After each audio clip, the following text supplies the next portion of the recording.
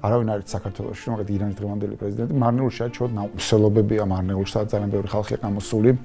ასან ნასრალას ფოტოებით და ტრამპის სისხლიანი ხელებით და სახაზრო სისხლებით ჩამოცეკეთი ფოტოებით. რა უშლის მართლა მშვიდობას ხელს, რომ ირანთან გავლენები და ინფილტრაცია ამხელა, ეს არის ამერიკის შეერთებული შტატების საწინააღმდეგო ინტერესი და ჩვენი საწინააღმდეგო ინტერესი თავისთავად ზუსტად. ყველგან სადაც დაასანქცირეს და ყველგან სადაც კითხვისნიშნები გაჩნდა მაგასთან დაკავშირებით, რომ პირდაპირ ბრადებენ ბრალს, რომ აი ამ ირანის არმიის განშტოება არის, რომელიც ახდენს მთელ დედამიწაზე ამ რაღაცა რევოლუციის იდეალების ქადაგებას, ესე ვთქვათ, ხალხის ინდოქტრინაციას. კონკრეტული ფაქტებია, როგორ იყენებენ ტერორისტული აქტების ჩატარებისთვის. სამდეში მოშლილი არის მთელი ქვეყნის უსაფრთხოების აპარატი. რა უნდა ახლა სახელმწიფო და სპეციალურ სამსახურის უფროსი რა შუაშია ირანის საელჩოში. რავი, ამას თუ ქვია მშვიდობა, არ ვიცი, ვიღაცის თავში შეიძლება ამას ერქვა მშვიდობა. მივესალმებით ჩვენს მსმენელს. დღეს ვილაპარაკებთ ძალიან მნიშვნელოვან თემაზე. ეს არის საქართველოში ირანის გავლენები და ირანის სპეცსამსახურების ინფილტრაცია. ძალიან კარგი ანგარიში იყო ჰადსონის მიერ გამოქვეყნებული და ასევე ცალკე მადლობას იმსახურებენ გიორგი კანდელაკი და ლუკოფი და სხვათა შორის ამ ანგარიშზე ძალიან საინტერესო ვიდეო ჩაწერა ზურა ჯაფარიძემ. არ უნდა ეხლა ზურას წარდგენა. და მე ვფიქრობ, რომ არა მხოლოდ ირანზე, ზურა გამარჯობა პირველ რიგში, მადლობა რომ მოხვედით ჩვენს პლატფორმაზე. ძალიან ისეთი საინტერესო თემებზე გვინდა საუბარი და განსაკუთრებით გვინდა ირანის თემაზე საუბარი, ამერიკის შეერთებული შტატების და გეოპოლიტიკურ კონტექსტში როგორ ებმევა და მე ვფიქრობ, რომ შენ ხარ ზუსტად ის ადამიანი, რომელიც ძალიან ფართოდ ხედავს ამ სურათს. და ერთი ისტორიით დავიწყებ და მე შეგიძლია შენ გააგრძელო, იმიტომ რომ მე ვიცი, რომ ზუსტად ეს ამ ერთ-ერთი შენი ვიდეოდან ერთ-ერთი ნაწილი, ერთ-ერთი მნიშვნელოვანი მონაკვეთი იყო ეს, რომ აი მაგალითად რა საერთო აქვს ამ ანგარიში და არა მხოლოდ არგენტინას და საქართველოს, ხო 1994 წელს. არგენტინაში მოხდა ბუენოს-აირესში მოხდა ძალიან დიდი ტერორისტული აქტი. ეს ტერორისტული აქტი იყო ერთ-ერთი მეორე მსოფლიო ომის შემდეგ ებრაულ ცენტრზე, საზოგადოებრივ ცენტრზე ყველაზე უფრო დიდი თავდასხმა და სხვათა შორის 88 ადამიანი დაიღუპა, 300-მდე დაშავდა. დიდი ხანი მიმდინარეობდა გამოძიება, მაგრამ გამოძიებამ დააკავა რამდენიმე ადამიანი, რამდენიმე წითელ ცირკულარზე დასვა და ბოლოს ერთ-ერთმა პროკურორმა, რომელიც 10 წლის შემდეგ დაიწყო ამ საქმის გამოძიება და ეს იყო ალბერტო ნისმანი, სხვათა შორის ნისმანი იძიებდა უკვე რამდენიმე წლის შემდეგ, იმიტომ რომ თვლიდა, რომ არგენტინის ხელისუფლებამ არასაკმარისი მაშინ მემარცხენე ხელისუფლებები იყო ძირითადად და სამხრეთ ამერიკაში ამ თქვათ იგივე ვენესუელიდან წამოსული ეს დიქტატორული გავლენები ძალიან დიდი იყო და ირანის გავლენებს ძალიან ხშირად უკავშირდებოდა ხოლმე და ნისმანმა დაწერა დიდი გამოძიება, უბრალოდ გამოიძია და თქვა, რომ პრინციპში ის ადამიანები, რომლებიც წითელ ცირკულარზე დასვეს, მოიხსნენ შემდეგ წითელი ცირკულარი და მაგრამ ყველაზე მნიშვნელოვანი რა ინტერვიუც მისცა ალბერტო ნისმანმა იყო ის, რომ ამ ყველაფერში ამ ყველაფერში მოხსენ რაბანის კვალი იკვეთებოდა და ვინ იყო მოხსენ რაბანი? ეს იყო ადამიანი, რომელიც იყო კულტურის ატაშე ირანის საელჩოში. ეს იყო ადამიანი, რომელიც ჩართული იყო რეკრუტირების ამ ფართო ქსელში, სამხრეთ კავკასიას, სამხრეთ ამერიკის და პრაქტიკულად ვენესუელა, თქვათ ბრაზილია, მე ბრაზილიელმა გამომძიებლებმა ძალიან კარგი ანგარიში დადეს, მაგრამ რა საერთო აქვს არგენტინას და საქართველოს, რომ რაბანი იყო ალ-მუსტაფას უნივერსიტეტის ერთ-ერთი გავლენიანი მიმართულების ხელმძღვანელი, რომელიც უშუალოდ ნისმანმა დაადანაშაულა ზუსტად იმაში, რომ ის რეკრუტირებას უკეთებდა ახალგაზრდებს მთელი სამხრეთ კავკასიის ნაწილში და ეს ადამიანი წლების შემდეგ ამერიკის შეერთებული შტატების კონგრესის ერთ-ერთ რეზოლუციაში იყო მოხსენებული როგორც რეკრუტიორი და სერიოზული გავლენის მატარებელი, თქვათ სამხრეთ კავკასიაში. დავიწყოთ ახლა ალ-მუსტაფას უნივერსიტეტი არის ერთ-ერთი ესეთი პლატფორმა. მაგ ადამიანთან არის დაკავშირებული 92-ში, ასევე ბუენოს-აირესში, სხვა ტერაქტი, რომელიც სადაც ისრაელის საელჩო ააფეთქეს, ასევე თვითმეტყველებისმა, სადაც ბევრი ადამიანი, ათობით ადამიანი გარდაიცვალა და 200-ზე მეტი იყო დაშავებული, მე სხვა რიცხვებს წერენ, რამდენი გარდაიცვალა იმ დაშავებულებიდან კიდე და ეგ ადამიანი იყო, ვინც ახდენდა რეკრუტირებას პორტუგალიურენოვანი და ესპანურენოვანი უცხოელების და შემდეგ მათ რადიკალიზაციას ახდენდა და ინდოქტრინაციას ახდენდა. ხო, საქართველოში ეს ანგარიშიც გამოქვეყნდა, მე საიდან დავიწყე მაგაზე ისა, როდესაც გამოქვეყნდა საცონის ინსტიტუტის ანგარიში.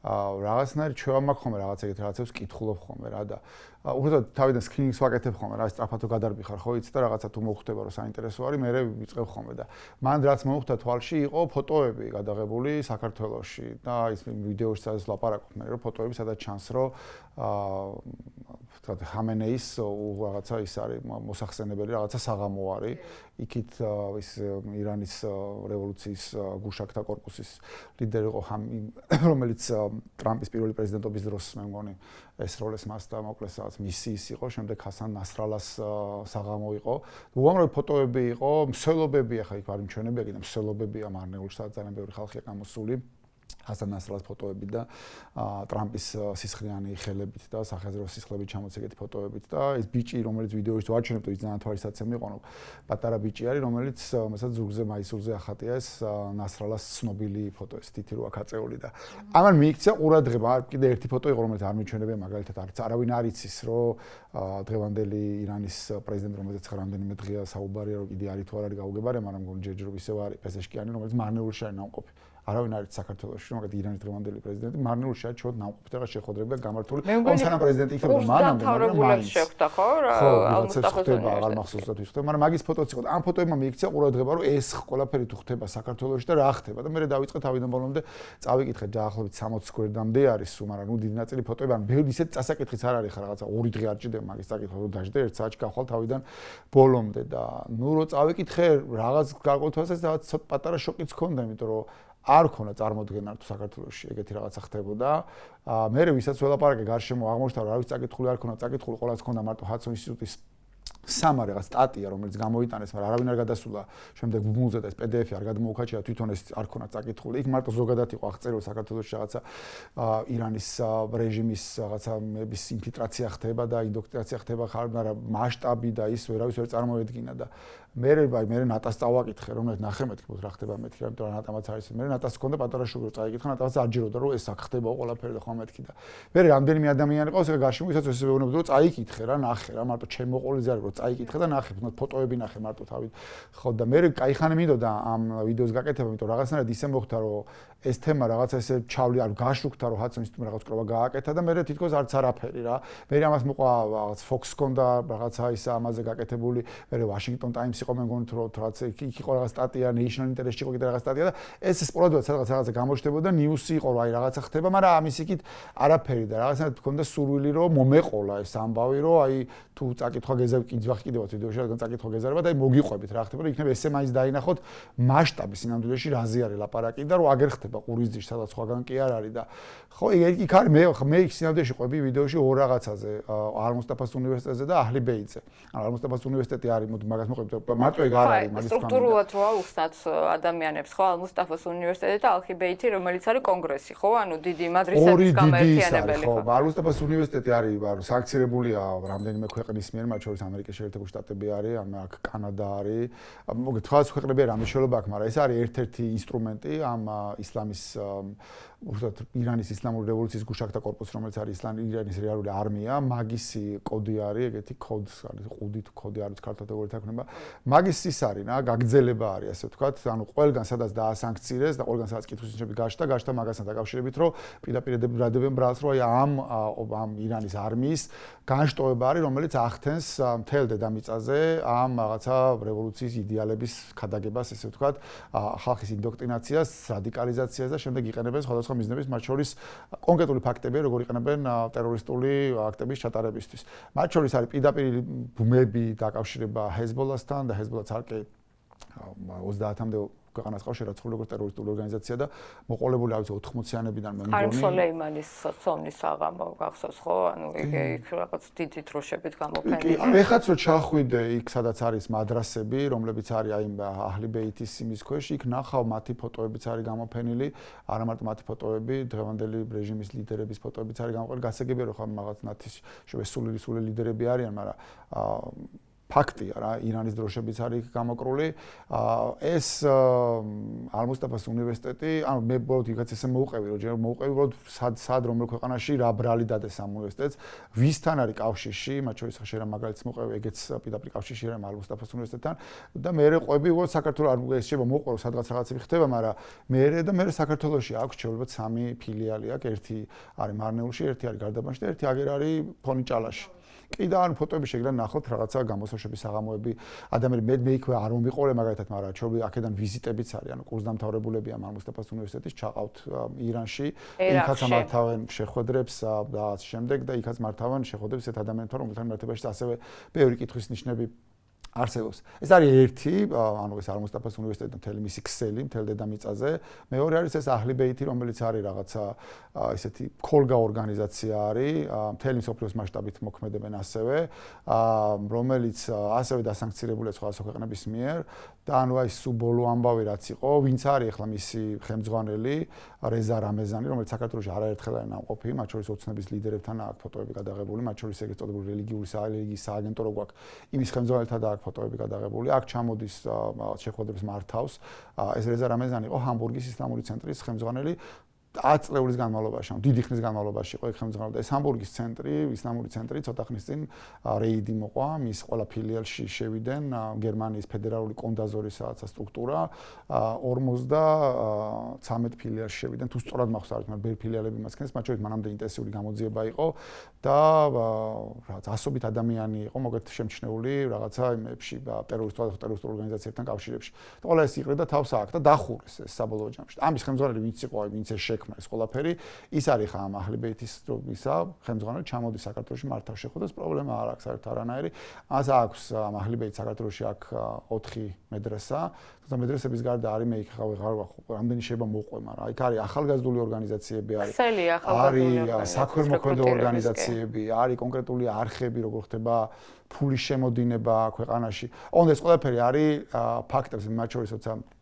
ეს ანგარიში გამოხდა გიორგი კანდელაკს ველაპარაკე რაღაცა მაინტერესებდა და რაღაც კითხვები დაუსვი რა რომელიც არც ანგარიში არის და არც საჯაროდ ამაზე არ უსაუბრა და გიორგის პოზიცია იყო ეგეთი რომ მეო ვერ სპეკულაციას ვერ მოვახდენო ვერაფერზე მეო მარტო ვილაპარაკე და ანგარიში არის მარტო ისო რაზეც კონკრეტული ფაქტები არსებობს და კონკრეტული მტკიცებულებები არსებობსო თორე მაგალითად ეხლა რაც მაგალითად ანგარიში არის მოხდი მაგაზე შეკითხვის ნიშნები არსებობს არის ისო მაგალითად ეხლა ნარკოტიკებთან მიმართებაში ქვეყანაში არის უმძიმესი პრობლემა ხო და ნარკოპოლიტიკა კატასტროფული ანუ ეხლა რაც ხდება კიდე წარმოუდგენელი ამბავია ლეტალური შემთხვევა ყოველდღე კი ანუ მაგალითად ინტრავენური მოხმარებისთვის ოპიატებიდან ყველაზე პოპულარული ეხლა რაც არის და ეს ბოლო წლები ეს ხდება არის ჰეროინი ეს ჰეროინი შემოდის ტრანსნაციონალური გზით ხო ირანიდან შეmoდის მე მილაპარაკე ამასთან მათ შორის პოლიციელებთან და ირანიდან შემოდის ყველა მის რომ ირანიდან შემოდის და სად ხდება ამისი სად ხდება ხოლმე ყველაზე ხშირად რეიდები პოლიციის და სადაკავებენ ხოლმე გამყიდველებს ამის ფონჭალაში სადაც არის მათ შორის ამ ალ-მუსტაფას უნივერსიტეტის ერთ-ერთი ფილიალი.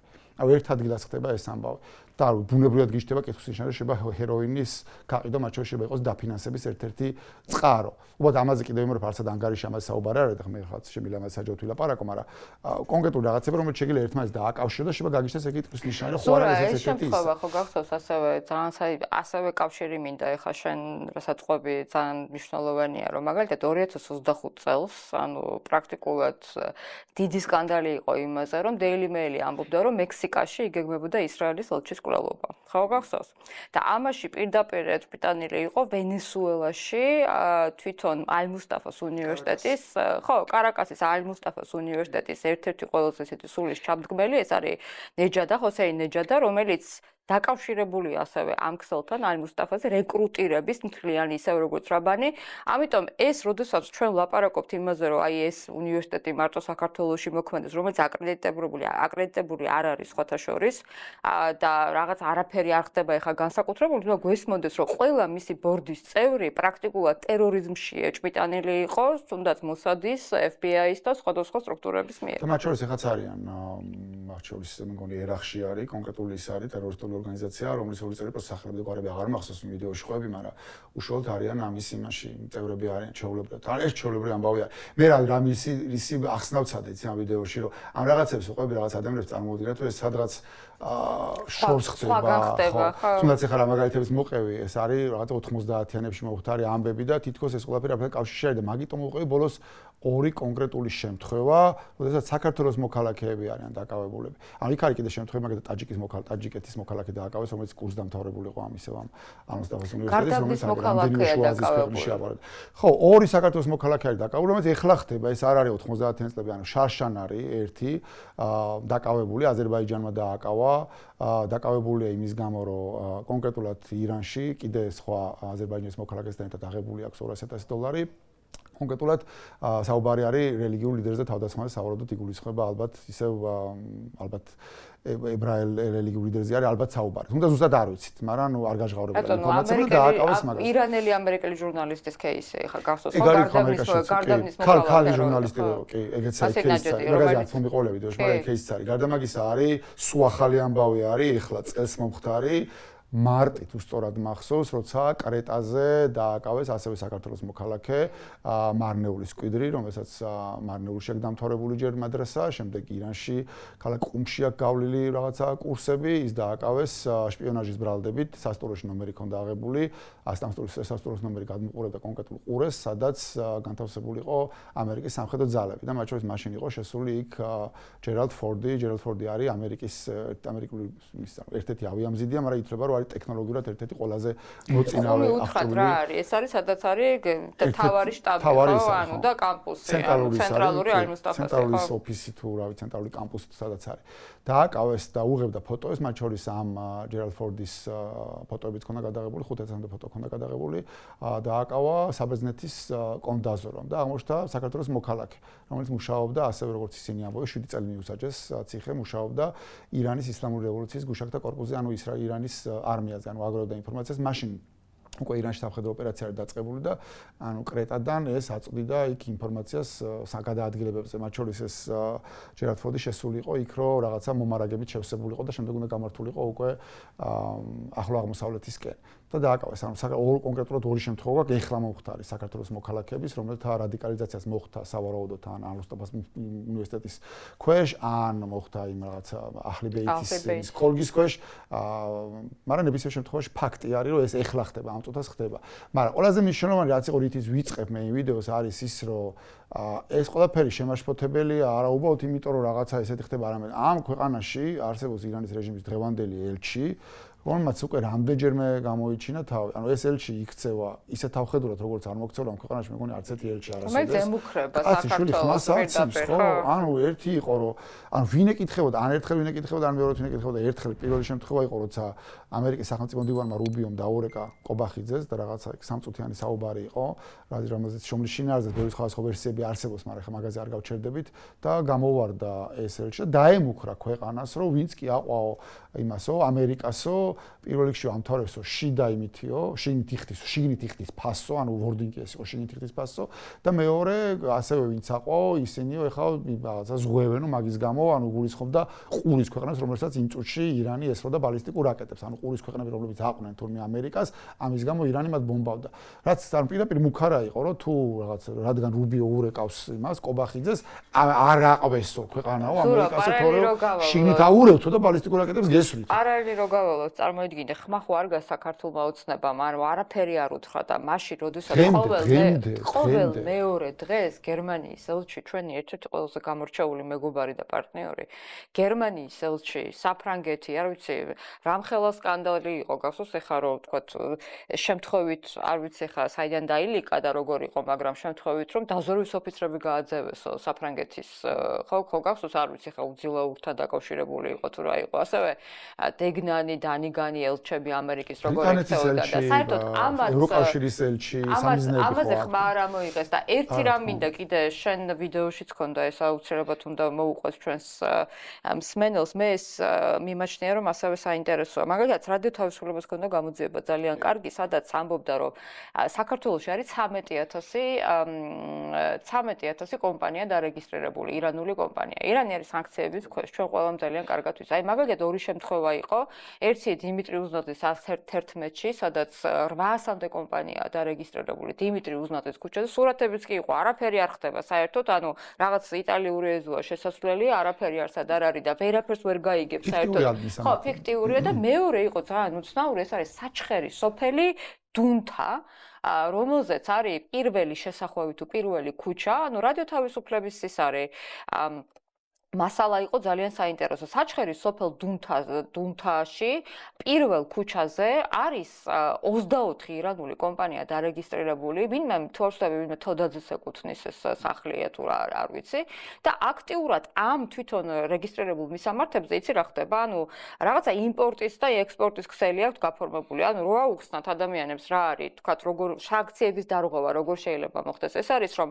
შემოდის პროდუქცია საქართველოში გადაფუთვის შემდეგ გადის პროდუქცია სხვაგან, ხო? და 13000 კომპანია, რომელიც საერთოდ წარმოდგენა არ აქვს, საერთოდ არ ვიცით რა საკეთებენ, იმიტომ რომ რა თქმა უნდა სანქციების გვერდის ავლა, ანუ ეს eviction-ი რაც ქვია, ეს არის ყველაზე უფრო მნიშვნელოვანი კრიპტოპლატფორმები და სანქცია პირდაპირ შეიტანა ევროკავშირმა საქართველოს 11 კრიპტო პლატფორმა, ოღონდ წინას არის სანქციები, ეჯერ არ არის საბოლოოდ გადაწყვეტილი. ანუ შენი აზრით აი, როდესაც ჩვენ ვლაპარაკობთ მშვიდობაზე და განვითარებაზე, რაც მოვყევით ახლა ეს ყველაფერი, ხო? ანუ ეს ანგარიში, თქვათ რადიო თავისუფლების გამოძიება, ანუ როგორ უშლის ხელს საქართველოს განვითარებას? ანუ მართლა გრძელვადიანი მშვიდობის დამყარება, როგორ შეიძლება ერთი რაც მნიშვნელოვანი ითქვას, რომ 13000 კომპანია კი არის, მაგრამ აქ არ არის საუბარი იმაზე, რომ ყველა რაღაცნაირად ირანის რეჟიმთან არის დაკავშირებული. საქართველოს ცხოვრობს ძალიან ბევრი ირანელი, რომელიც პირიქით რეჟიმს გამოექცა და აქ რაღაცა ბიზნესები გაკეთებული, ოჯახებს ინახავენ. მეორე მხრივ რაოდენობა და მათ შორის აგეთი შემთხვევები, სადაც კითხვის ნიშნები არსებობს, ცხადია, აჩენს ეჭვს იმასთან დაკავშირებით, რომ ეს კომპანიები გამოიყენება რაღაცნაირად სანქციების გვერდის ავლის. ირანის რეჟიმი დასანქცირებულია ძალიან დიდი ხანია, ეს არ არის ახალი ამბავი. წლებია რაღაც სანქციების პრობლემაში, სანქციები ხან კასდება, ხან რაღაცებს ოდნა მოუშვებენ ხოლმე. სანქციების გვერდისავლისთვის ეს ქვეყანა იქცა საუკეთესო ადგილად, როგორც რუსეთისთვის, ისე ირანის. ჩვენ აქამდე ხოლმე აქცენტს ვაკეთებდით ხოლმე რუსეთზე, თუმცა აღმოჩნდა, რომ ირანიც არანაკლები პრობლემა არის ამ შემთხვევაში. ფაქტია, რომ ჩვენ ვართ რეალობამდე მისული, როდესაც ირანის ელჩს შეუძლია ამ ქვეყანას დაემუქროს შიდა არეულობით და ბალისტიკური რაკეტებით და იმდენად ძიმე მდგომარეობაში არის ქვეყანა და ქვეყნის უსაფრთხოება, რომ ამაზე პასუხისგაცემასაც კი ვერ ბედავს არსებული რეჟიმი და ამ რეჟიმის წარმომადგენლები. ანუ მაგ რეალობაში ვართ. ამას შეიძლება დაარქვა მშვიდობა შეგიძლია ნებისმიერ ამას დაარქვა, რა ვიცი, საბჭოთა კავშირის თორსა ვიყავით, რა ვიცი, მეორე მსოფლიო ომს თუ არ ჩათვლი და მაშინ რა ვიცი, ავღანეთში თუ არ ჩათვლი საბჭოთა კავშირის 1978-ში შევიდა მე მგონი, რა ვიცი, მშვიდობა იყო. მაგრამ რა მაგას ფასი ქონდა მაგ მშვიდობას, ხო? მშვიდობა პაკეტში არის, მშვიდობა არის პაკეტში, თორსა თავისუფალი ხარ, როცა ღირსება გაგაჩნია, მაშინ აქვს მშვიდობას ფასი, თორე მონის მდგომარეობაში თუ ხარ, ეგ მშვიდობა არ არის, ეგ არის მონობა. უბრალოდ გაჭმევენ და ხარ, რა ჭამ და ფიზიოლოგიური მოთხოვნილების იმაყოფილებ, მაგრამ ეგ ხო არ არის ადამიანის არსებობის მიზანი თუ არსი თუ შინაარსი, ხო? ხო, ამიტომ მშვიდობა შეიძლება არსებობდეს ამ ქვეყანაში ხოლმე მაშინ, როდესაც ჩვენ გვექნება ძალა რომ საკუთარი ღირსება დავიცვათ, საკუთარი თავისუფლება დავიცვათ, როცა რასაც ახლა ირანის ელჩი აკეთებს, მაგას ვერ გაბედავს ვერც ირანის ელჩი და ვერც ვერავი. საგარეო საქმეთა მინისტრის მოადგილე ხო იყო მისული სპეციალურ ღონისძიებაზე, სადაც ფერეიდანში გადასახლებული წლისთავი იყო და სხვათა შორის ახლა დამავიწყა შემოტანა. არა მარტო მოადგილე, მან აღსანიშნავი რაც იყო, იმიტომ ფოტო რომელზეც დაიდო, მარტო საგარეო საქმეთა მინისტრის მოადგილე კი არ იყო, იქ იყო ანზორ შუბინიძე. ანზორ შუბინიძე არის ყველაზე გასაგებია, რომ ანზორ შუბინიძე არის სამართლის დაცვის სპეციალური სამსახურის უფროსი. მაგის საქმე ფორმალურად მისი საქმე არის დაიცვას სახელმწიფო შენობები და უმაღლეს პოლიტიკური თანამდებობის პირები, ანუ მინისტრების დაცვა, შენობების დაცვა, ეგ არის მაგის საქმე. წესით მას არ ეკითხება არაფერი, მაგრამ ეს ადამიანი თავს ამოყობს ხოლმე ყველა ესეთ მნიშვნელოვან ადგილებში, მაგალითად როგორც ამოყო 20 ივნის, ფაქტია რომ ეგ იყო ვინც ხელმძღვანელობდა იქ უშუალოდ პარლამენტის წინ იმათ, იმიტომ ჩანს ყველა კადრებში რომ ეგ იძლებოდა. მე დავინახე, შენს დაინახე. ეგ არის ადამიანი, კი, ეგ არის ადამიანი, რომელზეც ფორმალურად მისი ის არის ეს, მაგრამ თუმცა არაფორმალურად რაც არის რაღაც ესეთ მოარული აზრი თუ ჭორი, რაზეც ყველა ლაპარაკობდა, ისიც ყველა ჯერა არის ის, რომ რადგან მინისტრებს მისი ხალხი იცავს, სინამდვილეში ეს ადამიანი უსმენს მათ შორის ყველა მინისტრს და ყველა იმას და ამას მიაქვს მე ინფორმაცია ბიძინასთან და ამით აკონტროლებს ბიძინა შემდეგ ყველა თავის იმებს, მარიონეტებს, რომლებიც სხვადასხვა პოზიციებზე ყავს დასმული, იმიტომ რომ ადამიანი რომელიც შერო მინისტრი ხარ და 24 საათი დაგზდებს ვიღაცა ანზორის კაცი ცხადია, ის უყურებს 24 საათი შე როგორ ცხოვრობ, რას აკეთებ, ვის ელაპარაკები, რას ელაპარაკები და ამ შემდეგ და ეს არის თითქოს მისი მართვის ერთ-ერთი ბერკეტი, რასაც იყენებს. არა, ფაქტია რომ ის იყო მისული რა უნდა, ხა სახელმწიფო და სპეციალურ სამსახურის უფროსი რა შუაშია ირანის საელჩოში, როცა იქ აღნიშნავენ ჯერ წარმოუდგენ რაღაცა მე დავწერე კიდევაც ქართველების გადასახლებას. გონია რომ სხვა ვიღაცაც იყო იქ, რატოღაც ეს ის მოადგილე იყო და ეგ იყო, სხვების შეიძლება იყვნენ, მაგრამ ეგ ჯაშტაცები იყო ცნობ რა, ეგრევე ცნობ. მაგის გარდა კაცო, ანძა გაანათეს ხო, ხა ირანის ფერებში გაანათეს ანძა, ეგ უკვე მერის ამბავი იყო.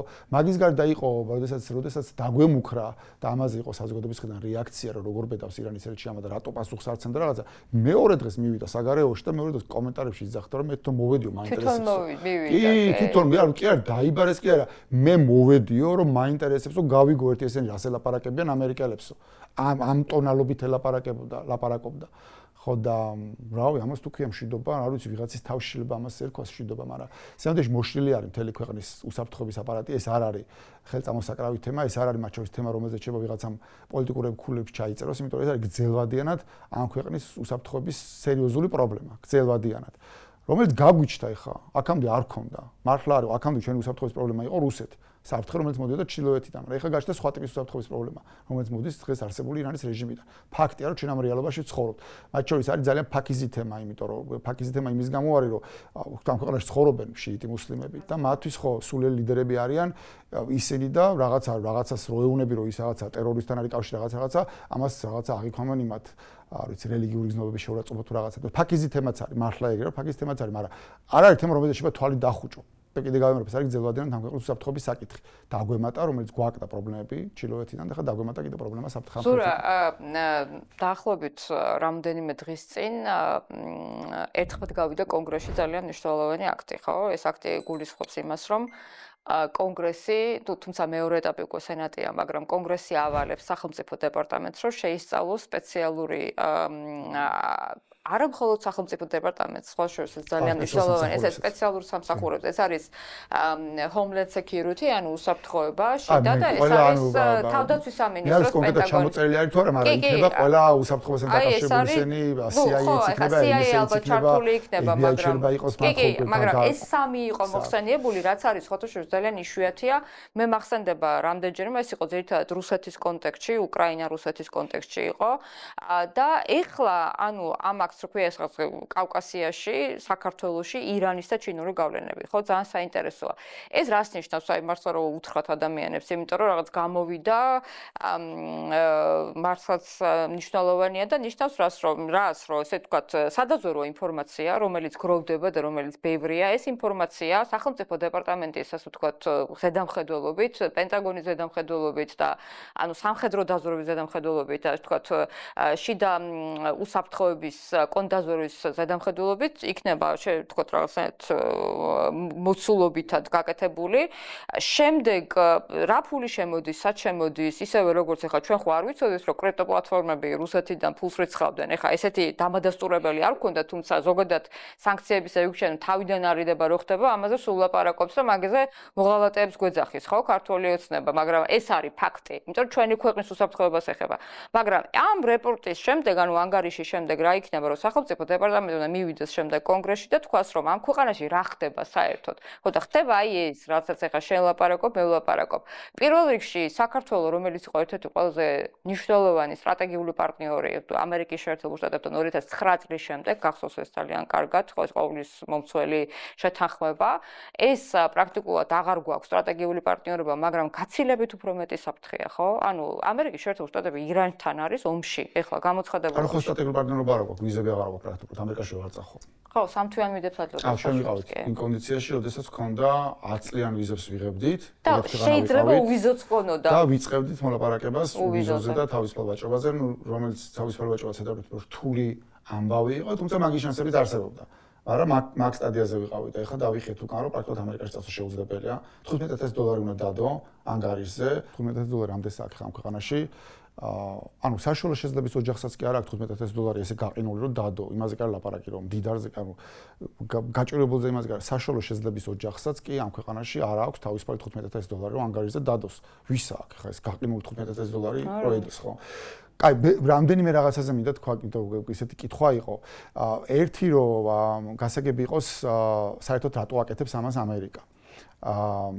მათ შორის ამ ვიდეოში ამაზეც ვისაუბრე, იმიტომ რომ რაღაცნაირად აქეთ ხარესაც კი ადამიანები, რომელსაც ესმით ეს რეჟიმი, რომელიც დღეს საქართველოშია, რამხელა პრობლემა არის, აქმა იყო ის, რომ თითქოს ვილსონი იქნება თუ რუბიო იქნება თუ ნებისმიერი სხვა ამერიკაში როდესაც ლაპარაკობს, რომ ამ ქვეყანაში არის რაღაცა ირანული გავლენები, ეს გამომდინარეობს იქიდან, რომ ყობახიძე ჩავიდა ორჯერ ირანში და იქ ჰამასის ლიდერის გვერდზე იჯდა, ან იქიდან, რომ აქ რაღაცა ირანის ელჩმა რაღაცა ესე თქვა, თითქოს აი ეს არის ამბავი. ის კი არა, რაც რა ის ალ-მუსტაფას უნივერსიტეტი და აჰლიბეითი და ეს ქსელი და ეს საშიშროება და ეს საფრთხე კი არა, თითქოს რაღაც ეს კონტაქტები არის ამბავი. ამიტომ არის მნიშვნელოვანი ახსნა, რომ კონტაქტებზე კი არა ლაპარაკი. კონტაქტი შეიძლება შეინარჩუნო ყველასთან, მაგაზე ლაპარაკი არის სიღრმეში მართლა რა ფუნდამენტური პრობლემები გაქვს, ინფილტრაცია ხო, რომელზეც იმათ აქვთ ინფორმაცია და მაგაზე წუხან და მაგიტო იძახია, რომ აქ არის ხან ირანულ რეჟიმს ეძახს, მაგათაც ვისონი ხარ ასეძახს ხარას, მაგრამ ის რომ აქ არის სერიოზული პრობლემა ირანის რეჟიმის ინტერესების ინფილტრაციის ამ ქვეყანაში. ამერიკას რა უნდა? რატო აკეთებენ ამას ხა მათ შორის ხა ბოლო დელეგაციაც იყო ჩამოსული, მეც ხო შევხვდე, მეც ველაპარაკე, რასაც ხა ოცნება ცდილობს გაყიდოს, რომ აი რაღაცა ვლაგდებით ამერიკას რაღაცა. ხო, ანუ იმათ აქვთ მიუხედავად იმისა, რომ ხა ეს ადმინისტრაცია საგარეო იმაში არ არის ესეთი პროაქტიული, როგორც თუნდაც წინა ადმინისტრაცია იყო, ისინი აცნობიერებენ, რომ ამერიკას აქვს ამ რეგიონში გრძელვადიანი ინტერესები. ეს ადმინისტრაცია არ არის მაინც დაკავებული რაღაცა დემოკრატიის პრომოუშენს რო ეძახიან, რომ რაღაცა გარეთ ეხა დემოკრატიაზე იზრუნოს და რაღაცა გასაგებია, ამას საჯაროდ აცხადებენ და მათ შორის ეროვნული უსაფრთხოების დოკუმენტი რო დადეს, იქაც პირდაპირ უწერიათ, რომ სხვა ინტერესები აქვს. და ამ ინტერესებს პირდაპირ გეუბნებიან ამერიკის დღევანდელ ადმინისტრაციას აქვს ეკონომიკური ინტერესები, ეკონომიკური და კომერციული ინტერესები, ესე ამბობენ რა. მათ შორის ამ რეგიონში ესმით, რომ ცენტრალური აზია არის რაღაცნაირად ჩაკეტილი იქ, იციან, რომ ცენტრალური აზია, რომელიც არის ძალიან მდიდარი რესურსები და აქ მარტო ენერგომატარებლებზე არ არის ლაპარაკი, აი წოდებული rare earths, რაც ტრამპის ადმინისტრაციას ის აქვს, იმიტომ რომ ჩინეთიდან არ უნდა რაღაცების ყიდვა და იქ არის ძალიან ბევრი რაღაცეები. ამაზე ყველაფერზე ამის ექსპორტზე ყველაფერზე მონოპოლია ქონდა რუსეთს, იმიტომ რომ აქედან მხრიდან გზა ჩაკეტილი იყო. შემოიძახა ყველა ეს სავაჭრო გზები იქიდან გადიოდა რუსეთის გავლით და რუსეთი სიტყვაზე როგორ თურქმენეთში ყიდულობდა პირობითად ლარად რო ყიდულობდა გაზ და 10 რო ყიდა მე ევროპაში, ეგრე აკეთებდა ყველაფერზე რა. ამერიკას აინტერესებს რომ ეს რაღაცები იქიდან წამოვიდეს, გამოიაროს ეს გზა და გავიდეს დასავლეთში. და მათთვის არის მნიშვნელოვანი გრძელვადიანი სტრატეგიული ამბავი. ოღონდ ისინი ამბობენ, რომ ეს რო გაკეთდეს, ამას ჭირდება ის, რომ აქ უნდა იყოს მათ შორის აი შეიძლება გიწერა მშვიდობა, სტაბილურობა და ისეთი გარემო, სადაც ამერიკულ კომპანიებს გაუჩნდებათ ინტერესი, რომ შემოვიდნენ და სასამართლო და ინსტიტუციები. ხო, ანუ მეც შენ შეხვედრას მაგაზე ვილაპარაკე და გუშინაც მაგაზე მქონდა რაღაცა ეს ბრიფინგი სადაც ექვთოს სინამდვილეში მან ხდება ინტერესების თანხმდრა. ანუ ეს იყო მარტო ამ რაღაცა არ ვიცი ივანიშვილის წარმოდგენაში თუ რაღაცა იმაში, რომ რაღაცა ამერიკა არ არის საბჭოთა კავშირი. ამერიკა არ სახელმწიფო, ამერიკა არ შემოვა და არ ააშენებს ბიუჯეტიდან არ დახარჯავს ფულს და არ ააშენებს ანაკლიის სპორტს. ანაკლიის სპორტი უნდა ააშენოს ამერიკულმა კომერციულმა ორგანიზაციამ, ისევ როგორც აქ ინფრასტრუქტურაში ფულან ჩადოს ამერიკულმა კომერციულმა, ენერგეტიკაში ფულან ჩადოს ამერიკულმა კომერციულმა ორგანიზაციამ და ამ შემდეგ კომერციული ორგანიზაცია აქ შემოვიდეს, ამერიკული არც ერთი რესპექტაბელი და სერიოზული ორგანიზაცია აქ არ შემოვა და არ წავა აბასთუმანში და არ დაიწყოს ბიზნესთან ამბის დალაგებას, რაღაც პირობების შეთანხმებას და რაღაცას. არ ხდება ეს, ისინი სხვანაირად ოპერირებას არიან შერჩეული. ეგ შეიძლება გააკეთოს პირობითად ჩინურმა კომპანიამ, შეიძლება გააკეთოს არაბულმა კომპანიამ, მაგრამ ისინი სხვა პირობებში არიან ოპერირებას შერჩეული, სადაც არის კანონის უზენაესობა, არის დამოუკიდებელი სასამართლო. ანუ ეს პირობები არის შესაქმნელი გრძელვადიანად. თუ გვინდა რომ მათ შორის ამერიკის და ჩვენი ინტერესები დაახლოდეს და ერთი ინტერესი გვაქვს ამ შემთხვევაში ჩვენ ვისაც ამ ქვეყანაში დემოკრატია და თავისუფლება გვინდა და ამერიკას რომელსაც აქ უნდა თავისი ეკონომიკური ინტერესების გატარება ჩვენ ერთი ინტერესი გვაქვს ჩემი პასუხი მათ შორის მათთვის ეს იყო რომ რა ვიცი ხვალ რომ შემოვიდნენ მეთქი მე მართლა ეს უთხარი სიტუაციით ხვალ რომ შემოვიდნენ მეთქი მე ვიქნები პირველი ვინც ისედაც მეთქი წლებია ამერიკის კეპით დავდივარ მე რა ჩემი ის არის მეთქი მე ვიქნები პირველი ვინც ამერიკის დროშით დახტო მაგრამ შემოვა ამერიკული კომპანია ხვალ მეთქი და არა ვარ შემოვა ხო რატომაც არ შემოვა მეთქი იგივე პრობლემა გვაქვს ჩვენც მეთქი რა ჩვენც გვინდა აქ იყოს დამოუკიდებელი სასამართლო კანონის უზენაესობა და ხელისუფლებით იცოდეს არჩევითობით, გრძელვადიანი მშვიდობის უზრუნველყოფა მარტო ეგრე შეიძლება. თორე სტაბილურობასთან მიმართებაში, გრძელვადიან სტაბილურობასთან მიმართებაში ამ ქვეყანაში ამერიკას პრობლემა არ ექნება. ამერიკას პრობლემა აქვს დღევანდელ რეჟიმთან მიმართებაში. დღეს ვინც არის ხელისუფლებაში, თორე აქ არ მოხდება რეჟიმის ცვლილება ისე, რომ აქ მოვიდნენ რაღაცა არ ვიცი, ულტრამემარცხენე ანტიგლობალისტი გიჟები ჩემი აზრით, რომლებიც ეხა ამერიკული ამერიკა არ გვინდა, მაგას იყურებენ. არა, ჩვენ პროამერიკული და პროდასავლური ხალხი ვართ. ჩვენ ვიცით ზუსტად პროამერიკელი ხალხი ვიყავით სადმირბის ხალხი კაც, ფეხი არის საუკეთესო საზომიო. ერთი ჭკვიანი კაცი იძახდა, სადმირბის ხალხი დღევანდელ სოფლიოში. ამერიკაში გარბიან ხო? სად გარბიან ქართველები? ეხლა სადღა გარბიან, ჩაკეტეს ყველაფერი, მაგრამ სად მიდოდი ქართველების უდიდესი უმრავლესობა მიდოდა ამერიკაში. ხო და ამის გამო იქაც რაც ხდება, რაც დაავალეს, მოდი ბარებტობდი დავასრულებ იმასაც ეს ლაპარაკი. ანუ ის კანონპროექტი, რომელიც ახლა ჰაუსში გავიდა, წარმომადგენელ პალატაში გავიდა, ჯერ სენატშიც უნდა გავიდეს რა. ამ კანონპროექტში პრინციპში წერია ბევრი რაღაცები იგივე, რაც ეწერა მეგობარი აქტში. მათ შორის ის, რომ უნდა გამოძიებასავე ჩაატაროს ცალკე სახელმწიფო დეპარტამენტი და ცალკე სპეციალური სამსახურებმა ამ ქვეყანაში ჩინური, ირანული გავლენების და რუსული გავლენების და ამაზე ანგარიში უნდა მომზადდეს, რომელიც იქნება დახურული ანგარიში და ესე წარედგინება შემდეგ კონგრესს და მეორე ნაწილი არის ასევე არანაკლებ მნიშვნელოვანი ეხლა ამ წუთში ამერიკის ახალი ადმინისტრაციის დამოკიდება საქართველოსთან მიმართებაში პოლიტიკის თვალსაზრისით არის ძალიან სპორადული. იქ არის საუბარი იმაზე, რომ 5 წლიანი პოლიტიკა შემუშავდეს ამ რო დაიწერება წარმოგიდგენთ ანგარიში რა ხდება ამ ქვეყანაში, მათ შორის ამ ირანული, რუსული და ჩინური ინტერესების იმპლიკაციის თვალსაზრისით, მე რომ გაიწეროს ამერიკის პოლიტიკა რა იქნება 5 წლიანი უკვე ამ რეალობიდან გამომდინარე საქართველოსთან მიმართებაში. რაც ასევე მნიშვნელოვანია, იმიტომ რომ ჩვენთვის გასაგები იქნება ამერიკის პოლიტიკა რა არის ასეთი ტიპის საქართველოსთან მიმართებაში. თუ მანამდე ხადია რეჟიმი არ შევცვალეთ. ამისთვის კეთება ეს განსხვავება რაც არის ხა ამ კანონპროექტსა და მეგობარი აქტ შორის, ეს მსგავსება არის. აი ეს მეგობარი აქტში კიდე ბევრი სხვა რაღაცებიც ეწერა. მათ შორის ეწერა ისეთი რაღაცები, რომელიც დღევანდელი ტრამპის ადმინისტრაციისთვის მიუღებელი იქ მათ შორის იყო რაღაცა ფინანსურ დახმარებებზე საუბარი და გასაგებია რომ ტრამპის დღევანდელი ადმინისტრაცია არ უყვარს ეს ფულის მიცემა USAID-ს საერთოდ გააუქმეს. ამ რაღაცები ისეთები ამოიღეს, მე რაც დავაკვირდი, რაც ვიღაცების შეიძლება მიუღებელი ყოფილიყო. აქ არ არის ხა არანაირ დახმარებაზე საუბარი, ფინანსური თვალსაზრისით. ანუ ამერიკა არაფერს ამაზე არ ხარჯავს გარდა იმისა, რომ სახელმწიფო დეპარტამენტმა და რაღაც სტრუქტურებმა, რომლებიც ისაც მაგაზე არიან ფოკუსირებული, გარკვეული დრო და ადამიანური რესურსი უნდა დახარჯონ იმაზე, რომ ეს რეალობა, რომელიც ამ ქვეყანაში არის, შეისწავლონ, მათ შორის ჩინური, ირანული და რუსული ინფილტრაციის თვალსაზრისით და ამაზე ანგარიში მოამზადონ. სტრატეგიული ხაზი განსაზღვრონ, როგორი იქნება ეს. ხო, მაგაზე საუბარი, ამიტომ შანსები რომ ეს გავიდეს შემეცით უფრო მაღალი არის სენატში, დანარჩენი ნახოთ, არ ვიცი, შეიძლება ესეც გაიჭედოს კაცმა არის, მაგრამ თავისთავად ეს აჩვენებს იქთან გავიდა რაღაც ერთხმად გავიდა, მათ შორის მე გამოსვლებს უსმინე და ნუ რა ვიცი რამდენიმე ისეთი გამოსვლა იყო რომ ძალიან გამიკვირდა რომ აი ბატონ ვილსონზე არ არის ლაპარაკი ძალიან ჩახედულები არიან იმასთან მიმართებაში რა ხდება არა მხოლოდ დემოკრატები არამედ რესპუბლიკელები და ეს ძალიან მე მგონია რომ ეს აი აქტუალიზაცია მათ შორის ამ ირანის ამბავმა ირანში ომმაც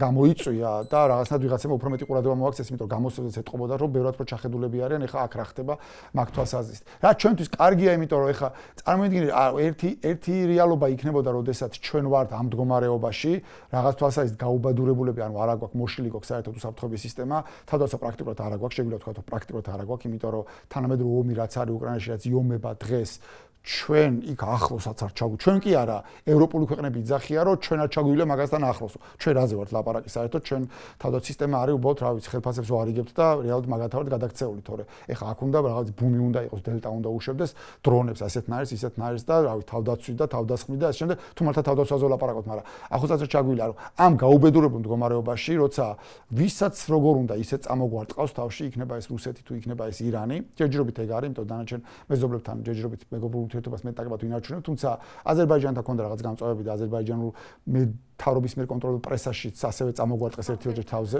თუმცა ტრანზიტთან დაკავშირებით იყო ამბავი. ამ რეალობაში ეხლა წარმოიდგინე, რომ ფეხებზე ვეკიდოთ ამერიკასაც და იმასაც. ანუ ამერიკა რო იძახდეს, რომ იმან საერთოდ არ მაქვს არანაირი სტრატეგიული ინტერესი და კისერი გიტეხიათ და ევროპა რო იძახდეს, რომ ევროკავშირი მთავრდება, არ ვიცი იმასთან, უკრაინასთან და უკრაინის იქით ავით, საქართველოს სომხეთი აღარ გვაინტერესებს ჩვენ საერთოდ აქ დავამთავრებთ გაფართოებას. წარმოიდგინე, მაშინ ამ მდგომარეობაში ვართ. ანუ ამ გაუბადურებულ მდგომარეობაში, სადაც 14 წლის განმავლობაში მიგვიყვანა სადამდეს ამ რეჟიმმა და ვისაც არ ეზერვა ყველა თავში გვირტყავს და რეალურად ვიქნებით უბრალოდ მოლოდინში, რომელ რეგიონულ მოთამაშეს წამოუვლის თავში, რომ გადაყოლაპოს. და გადაყოლაპავს ისე, რომ ერთსურაფერს ვერ ვიზამთ. ეს არის ერთი რეალობა და საბედნიეროდ მაგ რეალობაში არა ვართ. საბედნიეროდ ვართ რეალობაში, როცა ევროპიდან ისმის მეორდება ეს გზავნილება, აქამდე თუ იყო, რომ ლისაბონიდან თბილისამდე, ეხლა საუბარია ლისაბონიდან ერევნამდე. მე მათ შორის ვიყავი, ეხლა ცოტა ხნის წინ ჩასული ბერლინში, FDP-ს ერთ-ერთი პარტიის ყრილობაზე და ერთ-ერთი თავმჯდომარის კანდიდატი ვიცი, რომელიც არის ეხლა ამ წუთში ევროპარლამენტის თავდაცვის კომიტეტის თავმჯდომარე.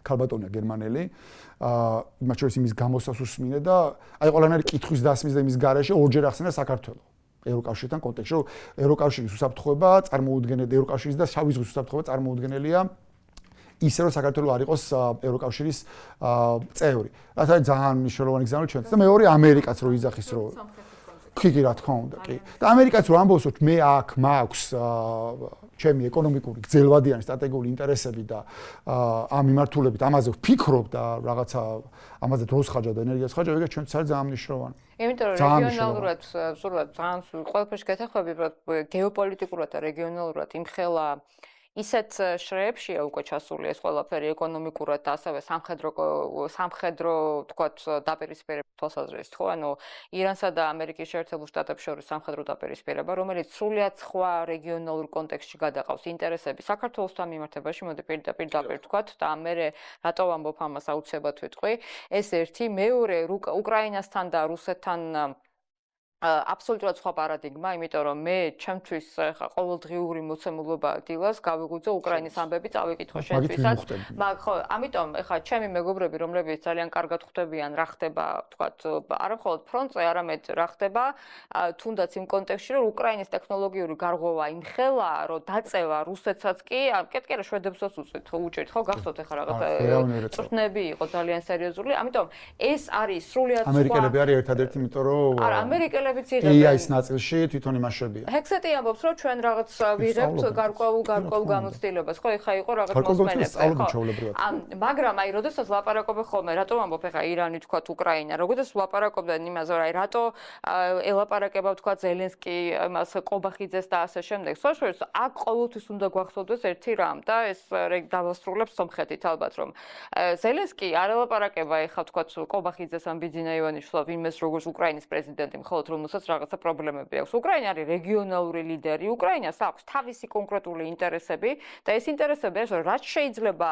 ფართო იყოს რუსების გავლენისგან განთავისუფლებული და ირანის გავლენისგან განთავისუფლებული, ასე ვთქვათ, გარემო, ხო? ანუ ესა ჩვენ ვართ კონკრეტულად იქ, რაც შავი ზღვის უსაფრთხოებისთვის ძალიან სერიოზულ, ვთქვათ, პრობლემას აჩენს. ოჩამჩირის პორტი, რომელიც შეიძლება მალე დასრულდეს და ეხა მე მილაპარაკია უკრაინელებთან და ძალიან დიდი ბოდიში ბიძინა ივანიშვილის სანდო პარტნიორი რო არ არის, ყველა მიცის ეხლა და რომ შემოაგოროს თქვათ რაღაც თქვათ გაუჩნდეს იდეა რუსებმა უთხრან ხო რატო არ არის თქვათ საფრთხის განცდა და საფრთხე შავი ზღვისთვის გარდა ამისა სომხეთთან მიმართებაში ეხა მე ბევრი სხვადასხვა ეს მოვისმინეთ ყველა ძალიან გახარებულები ვიყავით მაგრამ ჩემთვის ერთადერთი რაც არის ყველაზე მნიშვნელოვანი რუსეთი არ არის გადამწყვეტი ფაქტორი თქვათ არჩევანის გაკეთების კონტექსტში და საქართველოს ცოტა იქით ძლიერდება ანტირუსული თქვათ რაღაცა კოალიცია ხო ეს ჩვენ გვიქმნის შესაძლებლობას მაგრამ თუ რუსეთი არ არის ხელისუფლებაში კი მაგრამ გეთახმები ოღონდ იმ შემთხვევაში თუ რუსეთი არ არის თვითონ ხელისუფლებაში საქართველოს შე პრობლემა გვაქვს რომ რუსეთი არის ხელისუფლებაში პრობლემა გვაქვს მაგრამ ეს არის ხელშემწყობი ფაქტორები ამიტომ ჩვენ რაც უფრო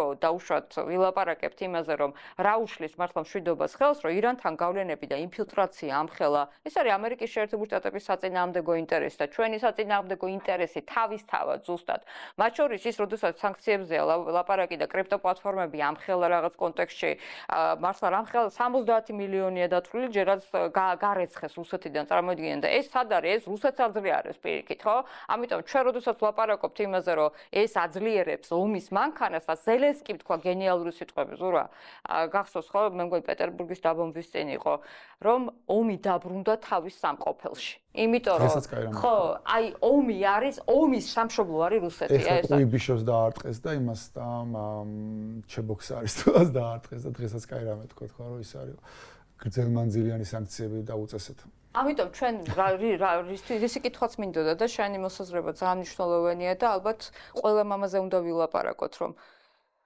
პატარა ქვეყნისთვის დაცვის ორი ძირითადი მექანიზმი არსებობს მეტი არ გამოუგონია არავის ეს არის ძლიერი თავდაცვა და შეიარაღებული ძალები, ანუ ძალიან გულახდილები უნდა ვიყოთ და ეს არის ძლიერი მეგობრები და კოალიციაში შვიდობის ქოლგის ქვეშ ყოფნა.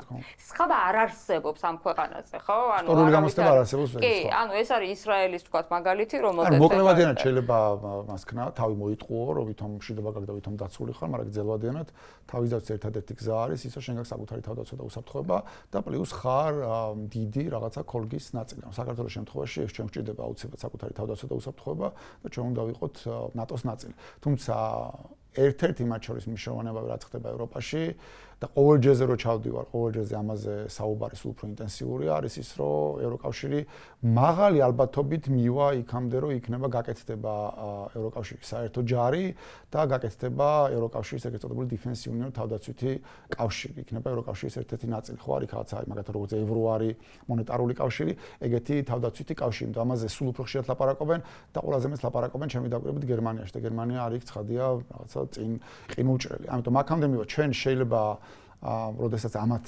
შევცვლით, აქ როცა რეჟიმი შეიცვლება და საქართველოს გახდება ევროკავშირის წევრი, მე ამაში დარწმუნებული ვარ, ჩვენ შეიძლება დავხდეს სრულად განსხვავებული ევროკავშირი, მათ შორის რომლის ნაწილი, რომელიც არ იქნება მხოლოდ პოლიტიკური და ეკონომიკური კავშირი, შეიძლება იყოს მათ შორის თავდაცვითი კავშირიც.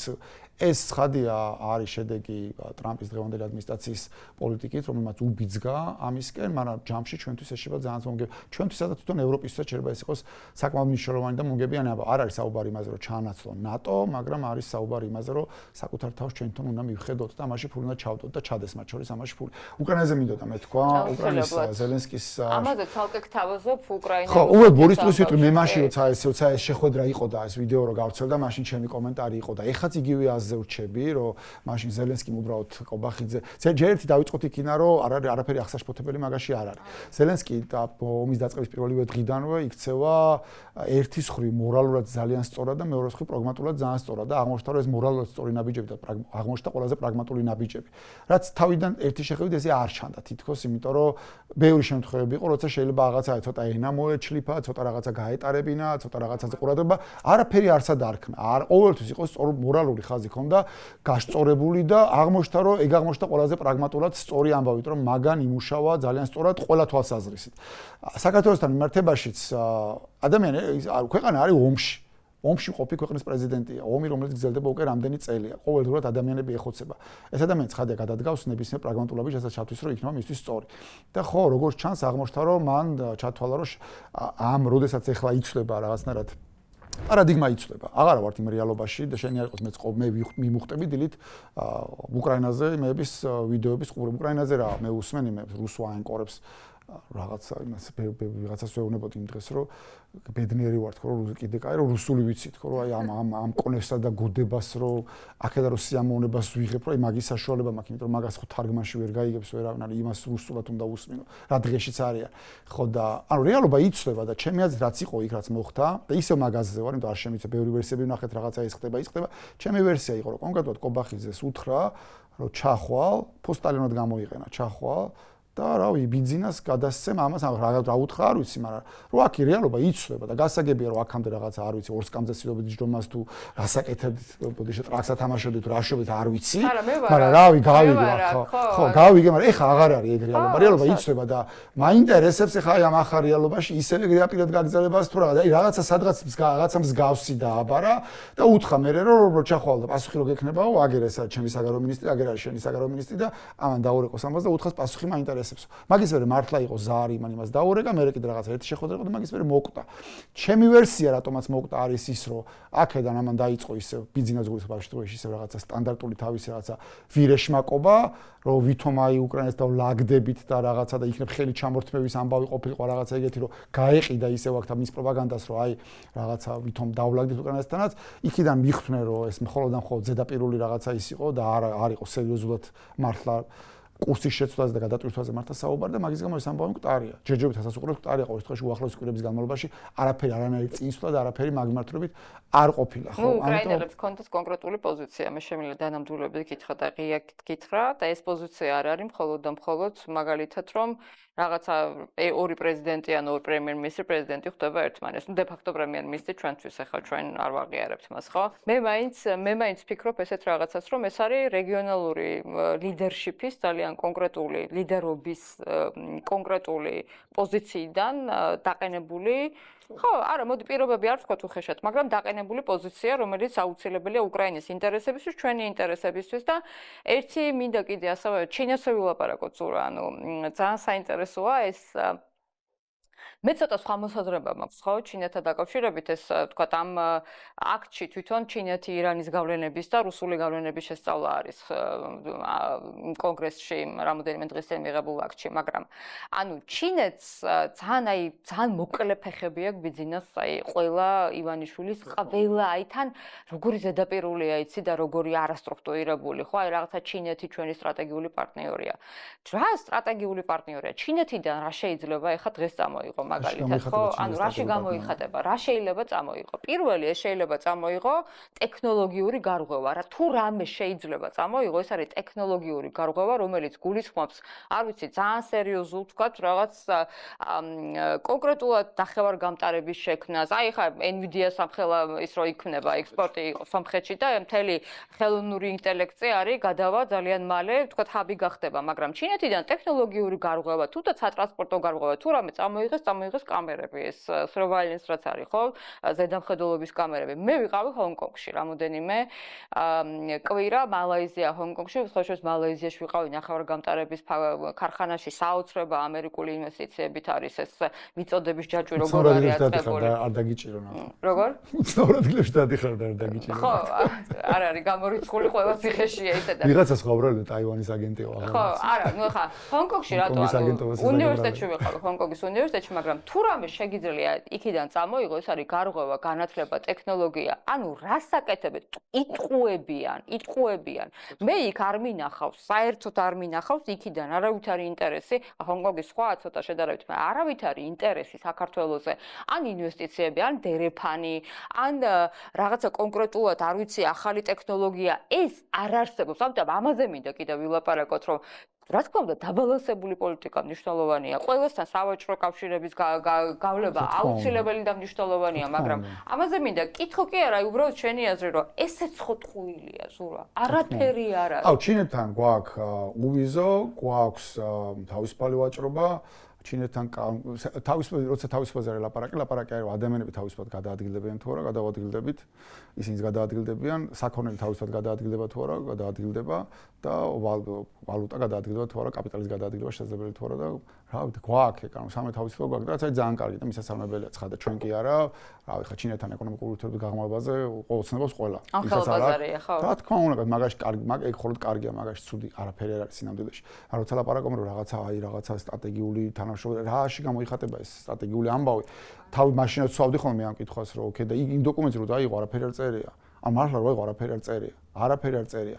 ხო და რანაჩება შენი სტრატეგიული პარტნიორი იყოს ქვეყანა, რომელიც მაგალითად ეხლა იყო გაეროში ისევ კენჭისყრა დევნილების დაბრუნებაზე ოკუპირებულ ტერიტორიებზე. და ხო, ანუ ყოველდღე როგორ შეიძლება რომ ქვეყანა შენი მეგობარი არის ქვეყანა, ვინც ეგეთ რაღაცებში ყოლის შენთვის ფუნდამენტურ საკითხებში გიდგას გორი და გეხმარება, ხო?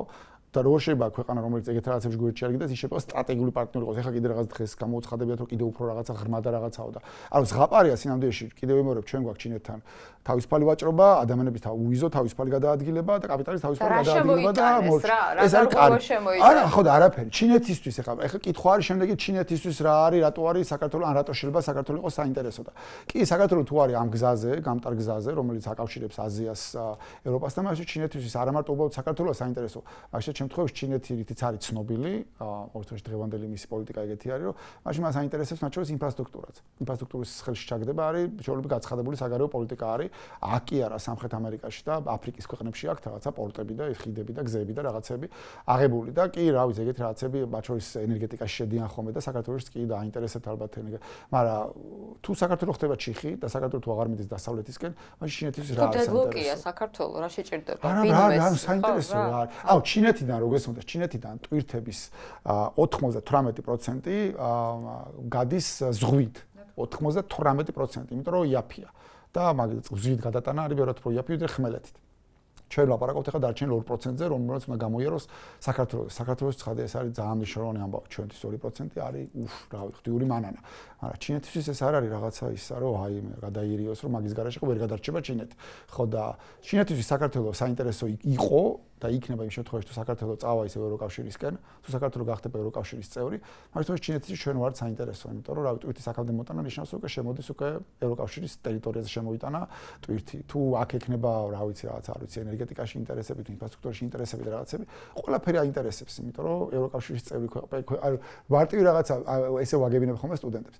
თბილისში რო იყიდო ეხლა ბინა პირობითად და ბინას გადაიხადო, არ ვიცი, $100,000, საქართველოს თუ გახდება ევროკავშირის წევრი, ეს ბინა შეიძლება გახდეს უცებ $9,000,000 ღირებულების. აი ეგეთი რაღაცაა. ნებისმიერი ბიზნესი, რომელიც დღეს არის საქართველოში, საქართველოს როგორც გახდება ევროკავშირის წევრი, იმ ბიზნესის ფასი უცებ ავარდება. ეგ ყველა ნებისმიერი აქტივის ფასი ავარდება, როგორც კი საქართველოს გახდება იმის წევრი. ცხადია, ჩინეთს აინტერესებს მაგ შემთხვევაში საქართველოს, მაგრამ თუ საქართველოს არის ჩიხი რაც ვართ ეხლა, სულ იზოლაციაში ვართ, დასავლეთიდან სულ იზოლაციაში ვართ, აქ ფულს არავინ აღარდებს.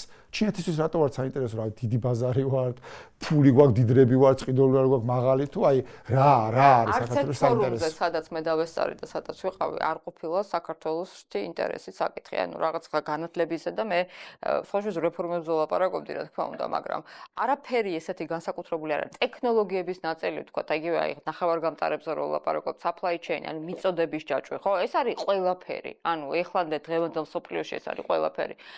და შენ თუ არა გაქვს რეალური დაინტერესება იმაში, რომ ეკონომიკური კეთილდღეობა მიბმული იყოს არა რაღაცა კოჰორტაზე, ბიძინა ივანიშვილმა რაც გააკეთა. სხვა შორის, იცი რა არის, რომელსაც ატყუებდა სხვათა შორისო ჩინეთიდან მოვიდა, აიკიდეთო დასავლეთიდან ჩინეთიდან მოვიდა ფულს. დაბალპროცენტიანი სასწრაფი ხო გახსოვს ბანკებიდან, ხო, ჩინელებმა თქვენს რო არ გვაინტერესებს ეს ანუ არაბებს არ აინტერესებდა, არ ჩინეთს აინტერესებდა.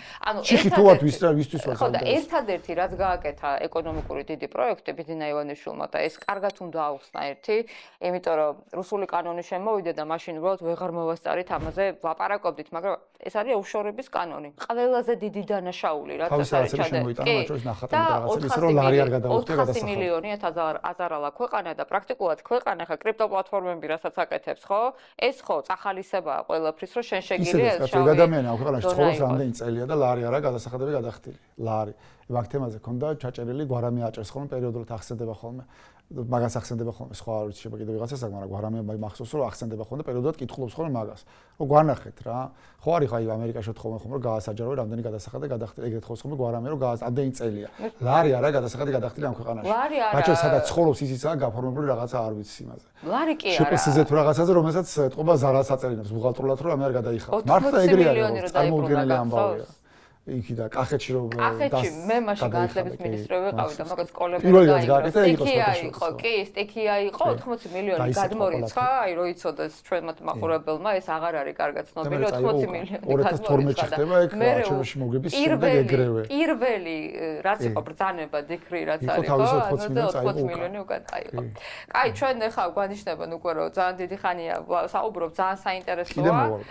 მოდი ვილაპარაკოთ უკრაინა რუსეთს მაინტერესებს განვიხილოთ, იმიტომ რომ რუსეთის სისუსტე ყველაზე უფრო თვალსაჩინოთ მე რუსი პროპაგანდისტების გარდა ქართული ოსნობის პროპაგანდისტების რაღაცა ესეთი ცვლილება ხოლმე ზარია ყოველას ხმაში. ზარია, ხო და ეს არის და ზოგადად აი რა მინდა ვთქვა, ბოლო პერიოდში არ ვიცი შენი შეგრძნება როგორია, მაგრამ პროპაგანდა რაღაცა უკან დაიხია, ხო? ანუ ეს არის მაგალითად რაღაც ფასების ნაწილი, ადამიანების სოციალური მდგომარეობა, თუნდაც ამერიკასთან აი ბიძინა ალაგებს რაღაცა ეს არა ვერსად ვერაფერს ვერ ალაგებს და ვერც დაალაგებს პერიოდული არის, მაგრამ მე არ გამოდის. ამიტომ ძალიან ეს რუსეთის სისუსტე საერთოდ ბევრ რამეზე მოქმედებს. ამიტომ ეს ძალიან მნიშვნელოვანია. კი, რა თქმა უნდა, პროპაგანდაზე ერთი რასაც სულ მიმეორებ არის, რომ პროპაგანდა სხვადასხვა მიზნები აქვს ხოლმე საქართველოში, ამათ პროპაგანდას აქვს ერთადერთი მიზანი, რომ სიტყვის მასალა მიცეს იმ ადამიანებს, რომლებიც